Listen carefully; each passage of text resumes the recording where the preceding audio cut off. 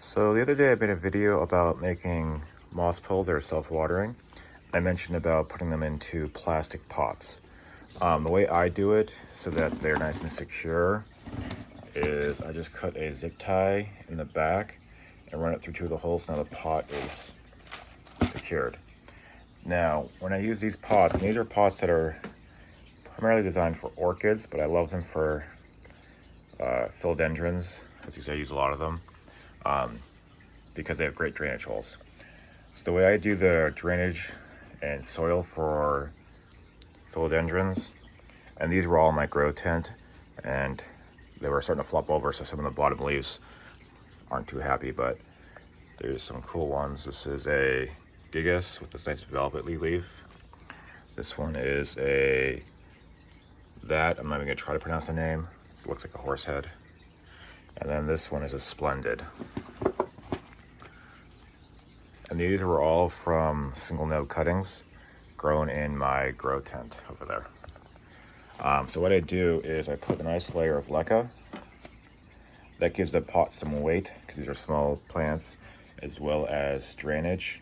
And the plant will actually root right down into the LECA and usually comes out the bottom into the trays I use, which are just boot trays to hold LECA, so like it's a humidity tray, but also supplemental watering. Next, I always put a layer of Spag moss, which keeps the dirt out of the LECA layer. This also acts as a reservoir for moisture. And then this is my standard tropical soil mix, which I like a lot and seems to work out very well. So it's cocoa coir with a bunch of chunky material in it. So there's more LECA, there is vermiculite, a little bit of moss, perlite, a little bit of sand. What else did I put in there? Oh, it's charcoal. And a few other things. Mostly big chunky things are inorganic. And I started putting into it a little bit of these, which is a water crystal. It just helped because since this drains so quickly that I was finding that they were drying out a lot, which is good and bad for philodendrons.